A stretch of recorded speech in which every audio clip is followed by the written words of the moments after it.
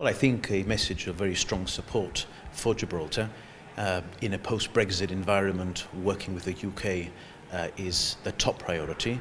Gibraltar and the UK already have a very close economic and cultural and commercial relationship, and I think what we heard from the Minister was that he shares our view that that relationship should be strengthened.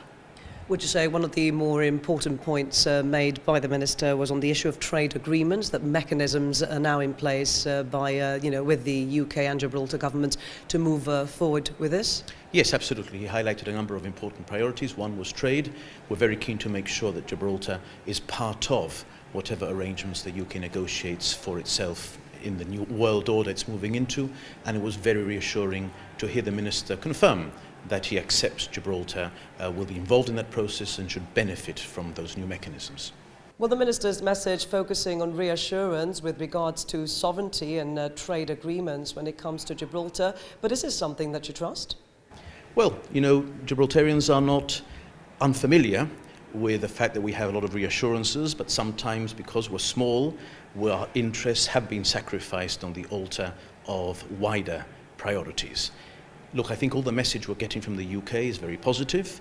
We have friends in many places, in very many top places, but Gibraltar can't afford to be complacent. We have got to battle for every advantage, which is legitimate.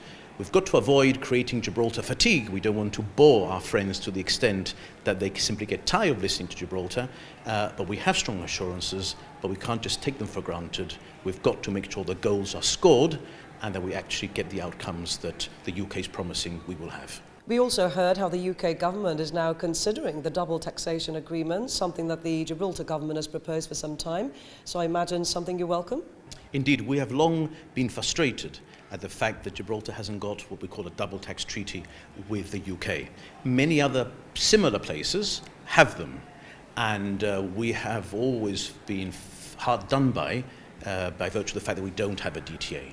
To some extent, being part of the EU has mitigated the negative effects of that, because within the EU, some of the things that a double tax treaty does, you get through EU directives. But in a post-Brexit world where those directives will no longer apply, the absence of a DTA will be even more obvious. So I'm very glad that the government, with help from the private sector, has put together a proposal to the UK on how a DTA might look. And it's excellent to have heard the Minister confirm that they are looking at this, and hopefully they'll be in a position to approve it or come back with comments that we can address.